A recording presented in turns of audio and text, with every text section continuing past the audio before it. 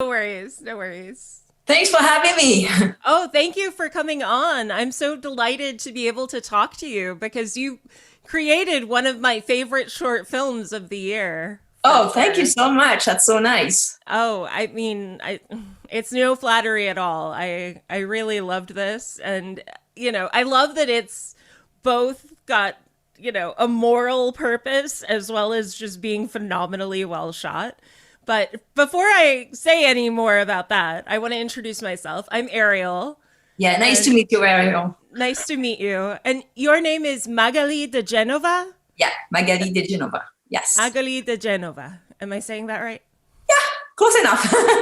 Okay, sorry. No, Um, no.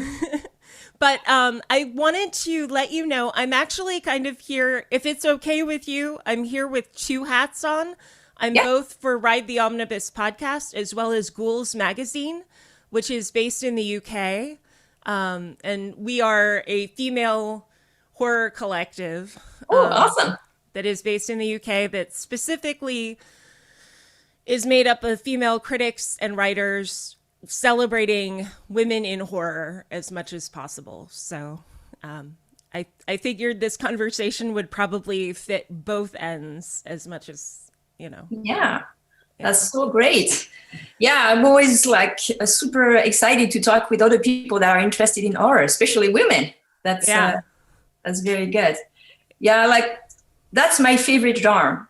I love horror, so it's always like so fun to film and to do, and as well, it's also you can tell so many different stories with horror. You can tackle so many different subjects. So on the surface, it's just horror, but you can tackle a lot of social themes, a lot of different I don't know, you can go in comedy, you can like comedy and horror, you can do like social subjects, like more like what I'm trying to do with internet safety, with Mm-hmm. this kind of more like a really important problem with the internet right now, where I think for our children. Also, Exactly. yeah.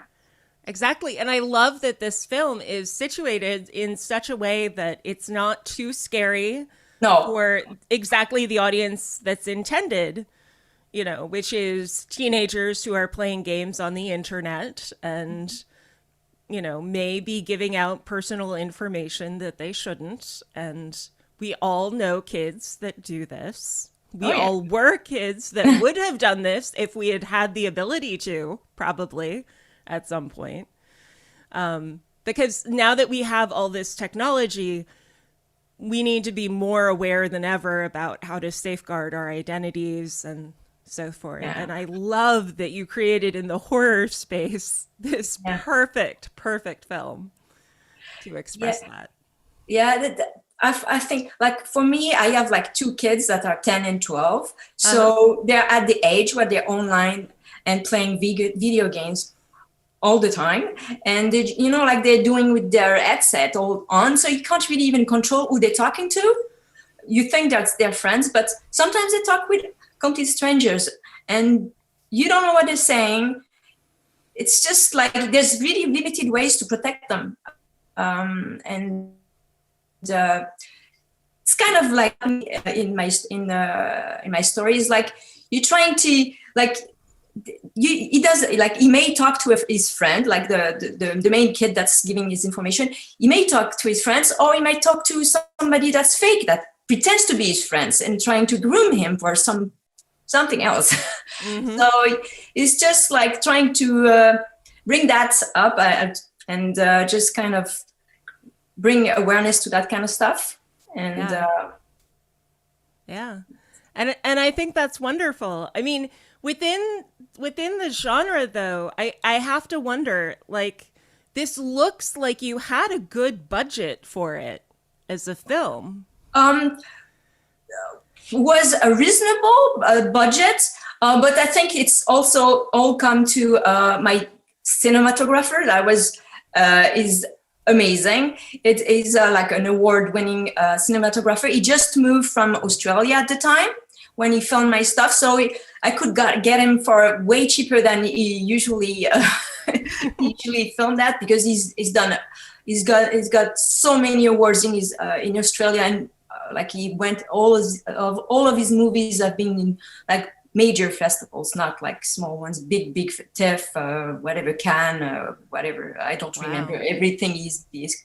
But he's a very, very talented cinematographer, and I think that shows on screen. It does. When you have somebody that's very good, it's just helps. And also, we had a good cast. It's always, a little bit difficult to just find the right actors, and especially kids. It's kind of but we had very good, promising actors. I think they're gonna do great in the future. Those two kids, they're really easy to work with, and their families, like their mom, because the mom had to be there at all times, were also amazing. So it just went very well with the actors. So yeah, when we filmed it was really amazing, but it is difficult, like more difficult now because you have restricted hours where you can. Yeah, I was going to ask about filming with Colby and William and the baby, and trying to. Oh my gosh, I can't imagine the scheduling nightmare. Well, we had 3 days, so we shot it in 3 days. But the thing is, what was the baby? The baby was there for just 1 day, but we had to do in between naps. And but he was such a cutie, that little baby. We loved him so much. He was so, but anyway, it was overall very nice. He didn't cry too much or anything. Well, we tried to go as fast as possible, but still, you have to do takes after takes after takes. The baby is starting to get tired of it. At some point, at one point in the movie, he kind of moans a little bit. That was all natural because he was not really happy anymore. Yeah. At first I was like, the actor had to take the baby, but he's not used to babies, so he's like, the baby was like doing all these kind of weird things happening. But which I didn't really like at the beginning when I saw it, and I'm like, but it's how it would happen in real life. The killer wouldn't just take the baby and hold it properly. It would just be all, he wouldn't be used to having a baby. So I guess it worked out in the end. But yeah, we had quite a bit of fun on this film, because filming horror is actually so much fun. We laughed so much. The scary scenes are so not scary when you're filming them, because yeah, and the effects as well are come across so well. Again, probably because you have such an amazing DP who's lighting everything so perfectly. But I love the way that the effect of having the heads just centered in the frame works. I mean, it was really quite beautifully done, and you get away with sort of a minimalistic approach, but you suggest a lot very quickly. Well, the thing is that I didn't want to show any violence, explicit violence, because especially towards the kids, because that offends me as a mother. But I still wanted to still show the violence, because the mother's dead, so my story is based on a Reddit story that I read by Owen Friend. That's the name of the person. And I contacted him and I asked him if I could adapt this story. Well, it's not exactly the same, but it's inspired, right? And he said yes, and he had the two parents with the two chopped head. But chopped head are really expensive to do. When you have to have them done in silicone and stuff, you have to have the actress go and stay in this mold for in a silicone mold. With a straw to breathe for like an hour before it actually works, and we had a really, really amazing special effect guy, artist, for the makeup. He was the guy that made that silicone. His name is Mark Wotton, and he came and it was really amazing. So it kind of looked real, but because the head actually looks real in real life. So It really does. It yeah, like really. if I can have it for you if you want. Oh, wow. Oh, that is amazing. That is amazing. Wow, Yeah, Mark did an amazing job. yeah, like her head has been a little bit through a lot now because she's being all held by the head for a little. But honestly, it looks so real. And even the actress and her husband that was there were like so freaked out when they saw the head. I can So, believe it. I can believe it. I would be freaked out if I saw my own head looking like that. and it's so realistic when you touch it. The silicone feels so real. When you touch your ears or nose, it's squishy like a real face. It's really amazing. Wow. And I wonder in terms of, looking for the money to do this project and to have these kind of wonderful collaborators that you were working with. I mean, first of all, how did you find so many of these collaborators? I mean, I would imagine on any horror set, the sound design and the soundtrack are always really important as well. Yes, yes.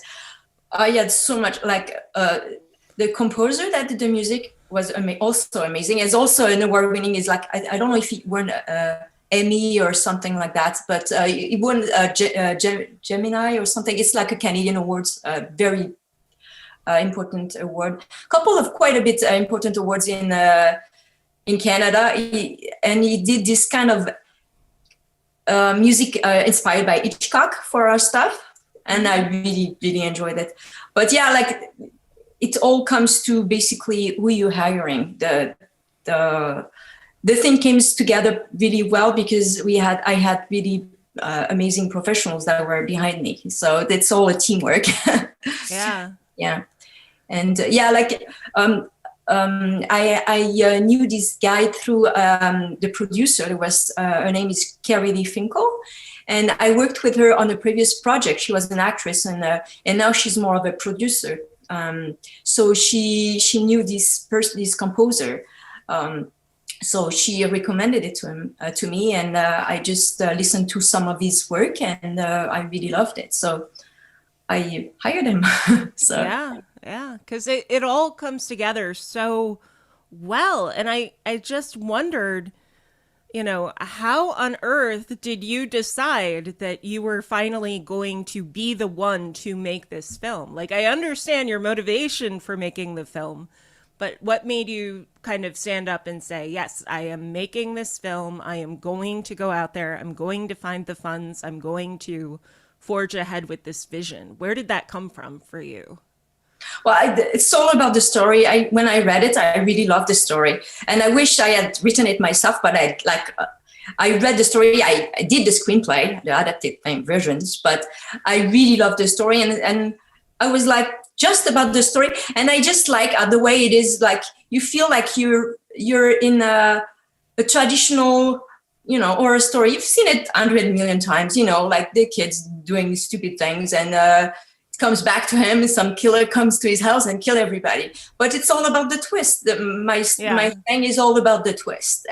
If you don't stay till the end, you're just missing out. That's the only thing, like, because it's kind of a slow burn. You get in, like the beginning kind of slowly getting there, kind of takes the time to get there, and after once it's launched, it's really I think it's like a it's like a curve. It's like you have to get to the end to really appreciate and kind of question what you watched before, because at first you just like, it's really predictable. The whole story is really predictable from the beginning to the end, until the end.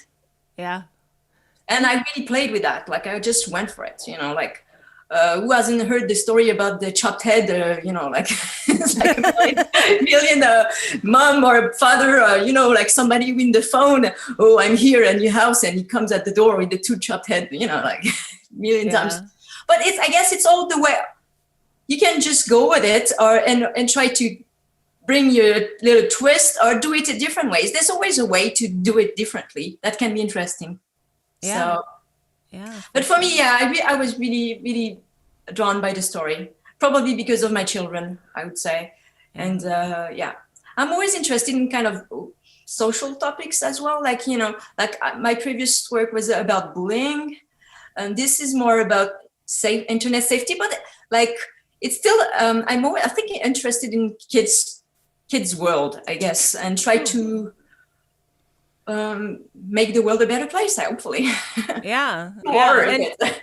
yeah, and to also be kind of Entertaining. educational while also being in the genre space is something that's very appreciated, especially by people like me. Like I have an education background, so this fulfills like multiple missions in my life because I'm always trying to communicate to my kids certain messages about how they should behave on the internet, but also, you know, a love of genre cinema.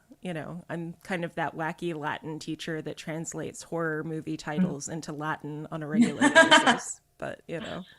But that's awesome. You know what? I think honestly, R is the best because you can do so Yeah. much. You can, and it's so playful. Like I had a blast when we. It was a tough shoot because we had a gigantic storm in Toronto. So the house we rented, the pipe froze, and there was like the worst like storm ever. It was like -40 and stuff. It was terrible outside, but we still had fun. We still had a lot of fun, especially like, you know what, my favorite part probably of what we filmed was when he dropped the head on the floor because it was never rolling at the right spot. So we had to redo the thing. So it felt like we were bowling with he was like a little bit further away. Once he went too far, he went into the kid's face. We felt the wrong way. Oh my gosh, the many times we had to redo that. But everybody was laughing so hard. And that's why at each time I'm watching the movie, I'm like, almost makes me laugh. Because like, so I see other people's reaction to it and in my head, I'm laughing because it's so not scary for me. Like, I know it's not super scary, but there is the music kind of helps bring the intensity at some points. And I'm sure like for some kids, it might be scary. For my kids, it was scary. My youngest, the 10-year-old, he watched it. He wanted to watch it. I'm like, yeah, but it's a bit scary and stuff. But he saw the head, he saw the fake head and stuff. So he knows it's all fake and stuff. But still, it was like, it's scary. I'm all for like working and more with women. And I find like, except for my very, very awesome cinematographer that I worked with, Simon Riera for Endgame, I find that more and more I'd like to work with women. It's because Simon was the best. Honestly, he was sweet. It was collaborative. It was the best. Like you can't get a better DP, and he's very nice also as a person. But I've worked with other people that were not so collaborative and very opinionated, and sometimes the women, like you don't like to, confront people too much. At least I don't. I'm not really liking to fight on set and stuff like that. But sometimes people, like some men, abuse that. So it's just I feel like some more and more I'd like to work with women, like. For Endgame, so the producer was a female. My production designer was also a girl. There was quite a bit. My editor, well, I worked with her, so we both edited the movie. She did the first part, I did the second part. So was also a woman. But honestly, the men I work multiple times with are the best. So like sometimes there's collaborator that you really tick with and you just like, they're good people, they're doing great jobs. So, but yeah, definitely next movie, I'd like to have like a female cinematographer. Yeah. I know there's a lot of amazing girl that do super good stuff. Like there's that girl from Mudbound, like the stuff in, she did like it's on Netflix. Is it Mudbound? Yeah, I think it's called Mudbound. It's like, Oh yeah, Mudbound. Yeah. yeah, Yeah. it's yeah, that's that girl. She's amazing. I can't tell you her name, but she's amazing. Yeah, Yeah. there's so many really amazing cinematographers, and I think it's awesome that there's more and more female doing that. Um, Yeah. And yeah, and there are so many more women now in the space of, filmmaking in general who are getting the funding and being able to go forward and tell their own stories and so forth, but then also working in other aspects of the film industry as well.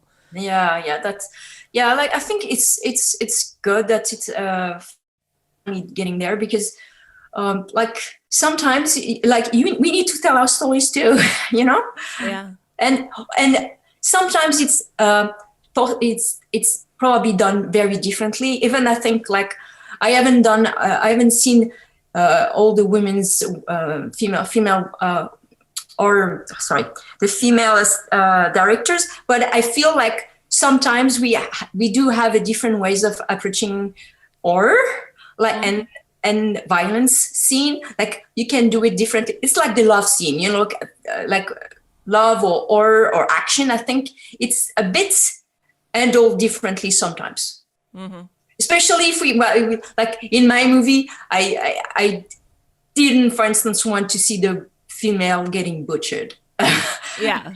Yeah. Like it was part of the story of what the original writer has written, but I did not especially want to see that because it just make her look like, you know, like we've seen this a million times. Poor blonde girl getting, you know, Mm-hmm. butchered by Fridged. the Woman in the fridge. Yeah, like and I think you can do so much with art without even actually showing stuff. Sometimes it can be so scary. I'm not saying I wouldn't show a lot of blood because there's some really fun thing to do with blood and, you know, gore and stuff like that. But sometimes less is more.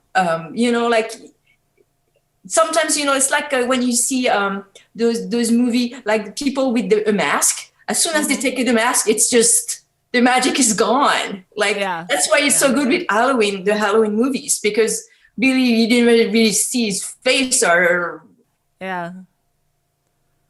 always seen with his mask, or, you know, Scream movies. As soon as they take it off, it takes kind of the magic away. Not the magic, this unknown, like the monster. Yeah. As soon as Pennywise becomes something other than a scary clown, who cares? I don't care. Exactly. Exactly. That's so true. Yeah. Yeah. And I also think about it in terms of, I'm sorry, what was I about to say? What were we just talking about? I'm sorry. Oh, they're when they have a mask and they. Yeah. Even before that, I was thinking about also how when you're looking at things that are scary and terrifying without using blood, I mean, you also think about the ancient Greeks and the fact that you show things off stage and all of the violence occurs off stage. And in the Greek tradition, according to the ancient Greeks, on stage, you should only ever show dead bodies. You never show the violence on stage. You only show the dead bodies. And they have a specific word for the death cart that wheels on stage. It's called the ekiklema. And they can be as bloody as you want them to be, but you can't show any violence. But it would still scare audiences to see like Medea flying into a rage and to see this cart wheeled out of her two children that she's killed, you know, as she's raging against Jason, for example. And so like horror worked in the Greek world without having to have violence on stage. So and I feel like it's true because some stuff works so well. It's just the apprehension of the kill, like, you know, like the scare of the person getting the person. It's more about this, that the actual kill part I don't think is really that scary. It's more like you wondering what the person is, or you know it's coming. That's what's really the scary part. And after, I guess, like it can always be good, the goal sometimes when you're not expecting it, you open the stuff and you see this gory stuff, like this can be also super scary. Like, like in Jaws, when they find the person under the boat, and it's like, I don't know if it was an arm or an eye, or I don't remember. It was a dead body. I don't remember what it was. It was a long time ago since I watched that one. But like, it's just the aftermath. Sometimes it's kind of, if you're not expecting it, can be very jarring. Yeah, for sure. And that's not to take away from things like extreme horror, where people may enjoy watching the specific acts of violence and so forth, but that doesn't have to be the be all end all. Well, I think it's all about the movie. It's all depends. Sometimes it is needed. Like, I'm not against like showing violence, but in like certain stuff I would never do is like killing children on screen. I would not. It's finding too appalling, but I'm sure some people would do. But like there's but I think apart from that, I would go for some eyes gouging or stuff like that. For me, that's more gross, and I like getting popped. It's almost more gross than a knife getting into flesh. Honest. I mean, Shakespeare was all for it in King Lear. He had, he had the eyes gouged out too. So that's like that. For me, that's really, like you see this stuff in clock work Orange, when they have this stuff on the eye. That's so it makes me it's very it has like a visceral reaction to those kinds of stuff. Like, I think the eyes is kind of something, an area that's kind of really provoke reaction for people. Oh, for sure. For sure. Teeth and eyes, mouths and eyes. Oh, yeah. Mice, pulling of teeth. Yeah, that's really good. Ooh. But yeah. Or pencil in the ears. Okay. All right. Next topic. But I mean, so looking at all of these things that, you find personally scary, what do you find that you're most attracted to in terms of your next project? Well, I'm working already on something. So I'm almost finished with it, but it has nothing to do with horror. This is a web series I've been working. Yeah, so it's like about fat shaming. It's also a social subject. It's a teen girl getting bullied at school over her weight, and she meets somebody, like she meets another girl that help her stand up for herself. But it's very intense, and it shows kind of both sides, like the bullied person side, and also the bullied the bullies, like what makes them become bullies, what is their own life and stuff, and kind of seeing a little bit of everything. And at the end, it's uplifting stuff. It's not like depressing or anything. It is kind of starting in pretty deep, not pretty depressing, but emotional, I would say. But as the episodes go, it's getting more, it's kind of they're forced to work together, like the bullies and the bully girl, and they come together in the end. So that's basically at the end. But yeah, I really like that series that I'm doing. So we'll see how it goes. But it's that's awesome. Yeah. We're almost finished. We're at color grading right now, so it's. Oh wow! So that's like nothing, Yeah, like I mean, not nothing, but you know what I mean. Like you're very close to the end. Yeah, like now we're gonna try to sell it and see how or if it doesn't sell, we'll go on YouTube. It doesn't matter. But like I feel like we have a very good project. My actress were young girls, and they were like not young girls, but they were like 18 and up. But they were very amazing actresses, the best actresses I've worked with so far. They were so good. So good. So I was like, I feel like every project I'm doing, I kind of improving, and that's all I'm like my work is improving, and I feel like it's kind of showing more and more what I had in my mind kind of shows, because sometimes, like even Endgame has nothing to do with what I was thinking. Zero. It ends up to be like what other collaborator puts in, and kind of a little bit of your vision. But if I would say the vision, maybe 30% is about what's actually on screen. You feel about stuff, and and when you film, it doesn't really go your way, or it ends up to be a totally different ways that you were thinking of going. Or like, for instance, we had no time left for the last day. We had to leave at 9:00. We finished at 9:00 because we were forced to, but I was missing about 10 shots. I made it work somehow, but it's missing 10 shots that I was planning to, that were completely gone in the bedroom. It's like I was supposed to have shots from outside, them coming in, coming out, but we don't have time after that, and we couldn't afford to go one more day in that house. So it's just sometimes you have to finish it up the way you have it, and just say, okay, it's done. Even if it has nothing to be to do with what you were hoping it would be. I think it could have been better, but I'm still satisfied with the project. So it can always be better, and I'm sure everything can always be better, but never let the perfect be the enemy of the good. No, exactly. So, like when I was younger, I was like, I didn't pursue filmmaking very young. Like I went to film school, and I just was not really confident in my skills. So I just kind of went into web design for a while. And after that, it just came back to me. I'm like, you have to follow your dreams. You have to go for it. Even if it sucks, you just go and you just do whatever. And that's what I've been doing. So like, I really for me, it's just doing what I like.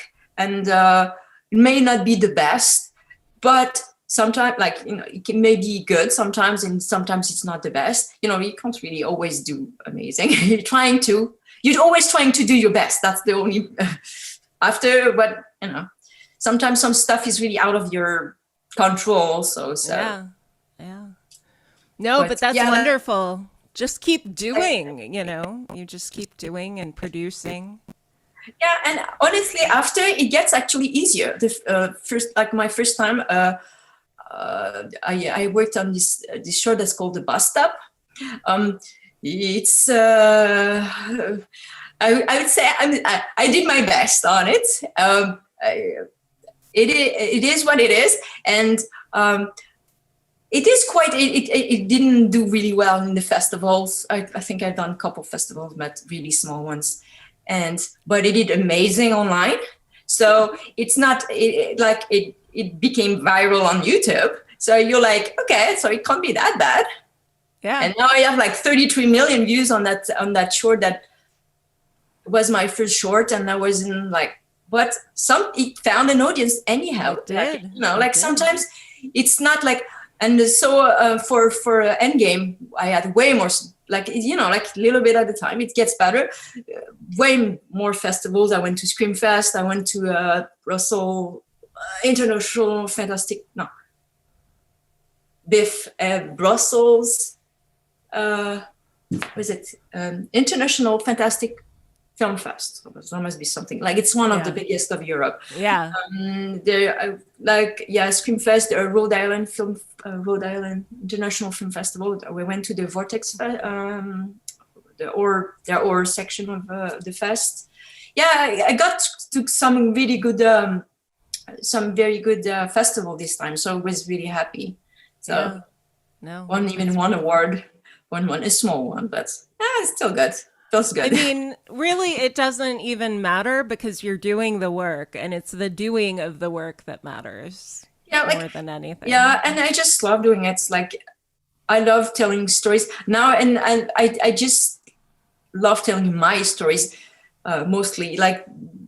The more I want to just do Like, and I'd like to do a feature next. That would be nice, because like I've done the web series. I wanted to do a series. Like it's not that they're quite long. They're not quite long, but they're 12 minutes, around 12 minutes each episodes. Mm-hmm. So they're like still have about an hour of content rather than just, like when you do a short, it's just like 10 minutes, 20 minutes. So it was quite a bit of things to do. And also we were just shooting during the pandemic. So it was fun. We were just shooting in March when we were shut down, and we came back in August to finish. We had like another 10 days or something of shooting. Mm-hmm. And we finished that after that, but it was quite interesting to shoot, with the mask and all the equipment and all the stuff, the actors, and you have to be sure. It's a lot of precaution too. But we were a very small crew, so we didn't have a first AD, like a first assistant director. We didn't have a grep or anything. Like we were like 1, 2, 3, 4, 5 people in the crew. So wow. It's like including me. So yeah, my husband was doing the gaffer, the grep. We had like a DP, and we had an AC, like first AC, like assistant camera. But we didn't have a production designer. We didn't have a script supervisor. We didn't have like all the things we had for Endgame. But we didn't have any like.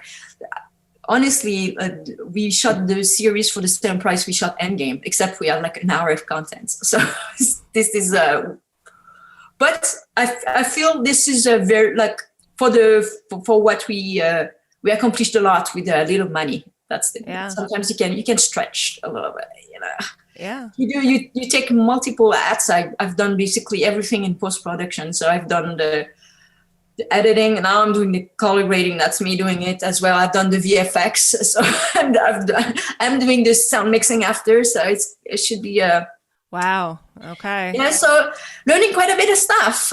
Well, some stuff I already knew because I've done, like I was specializing in VFX in school, so I kind of know that part. But coloring is brand new for me, and it took a little bit of a adjusting period, but now it's getting there. Yeah. Well, and you're raising your voice to the universe, and it's a wonderful thing, Yeah, like you just try, like, and I'm learning. I'm like learning every day, and it's fun things. Like film is so fun. Honestly, you can do whatever. Like, I do prefer doing more. Horror is probably my favorite, and action is actually quite fun. We had like this fight scene in my web series. So much fun. So much fun. Yeah. That's great. Fun too. That's great. Well, I want to thank you so much for sharing so much in this interview, and for sharing your experiences from making the film and your next projects. But thank you so much. I really appreciate it. Me too. Thank you very much for talking with me. Bye. Bye-bye.